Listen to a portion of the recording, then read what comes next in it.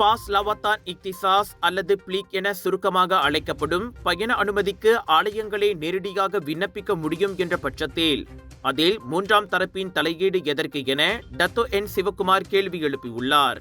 மூன்றாம் தரப்பின் ஆதரவு கடிதத்தை கேட்பது தேவையில்லாத ஒன்று. எனவே அந்நடைமுறையை குடிநுழைவுத்துறை மறு ஆய்வு செய்ய வேண்டும் என மஹிமா எனப்படும் மலேசிய இந்து ஆலயங்கள் மற்றும் இந்து அமைப்புகள் பேரவையின் தலைவரான அவர் கேட்டுக்கொண்டுள்ளார். இந்த பிளீக் அனுமதியானது இஸ்லாம் அல்லாத சமய பணிகளுக்கு குடிநுழைவுத்துறை வழங்கும் ஒரு சிறப்பு அனுமதியாகும்.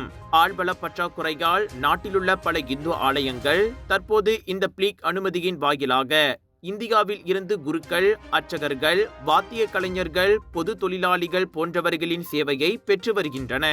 அதற்கு முறையாக விண்ணப்பிக்க வேண்டிய வழிமுறைகளை குடிநுழைவுத்துறை தெளிவாக வரையறுத்துள்ளது. ஆனால் தற்போது கூடுதலாக அரசு சாரா அமைப்புகளின் ஆதரவு கடிதம் வேண்டும் என்றும், இல்லை என்றால் விண்ணப்பங்களுக்கு அனுமதி இல்லை என்றும் புதிய நடைமுறை இருப்பதாக தெரிய வந்துள்ளது. அந்த அரசாங்க துறையில் தெளிவான விதிமுறைகள் இருக்கும்போது எதற்கு தனியாக ஆதரவு கடிதங்கள் கேட்கப்படுகின்றன என்பது தமக்கு விளங்கவில்லை என டத்தோ சிவகுமார் குறிப்பிட்டார்.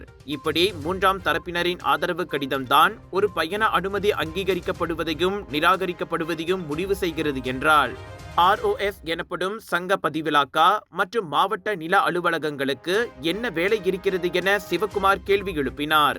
ஆதரவு கடிதம் கொடுத்துவிட்டு அவர்கள் பாட்டுக்கு போய்விடுவார்கள். பிறகு பிரச்சனை வந்தால் யார் பதில் சொல்வது என அவர் கேட்டார். அண்மையில் சிப்பாங்கில் அர்ச்சகர் ஒருவர் சர்ச்சையில் சிக்கிய சம்பவம் போன்று வருங்காலத்தில் நடந்தால் அந்த அர்ச்சகரை பணியமர்த்த யார் ஆதரவு கடிதம் வழங்கியது என்ற கேள்வி உருவாகும். எனவே கோயில் பணியாளர் நியமனத்தில் அரசாங்கம் நிர்ணயித்துள்ள விதிமுறைகளே போதுமானவை. மூன்றாம் தரப்பினரின் ஆதரவு கடிதமோ தலையீடோ தேவையில்லை என அறிக்கை வாயிலாக டத்தோ சிவகுமார் வலியுறுத்தினார்.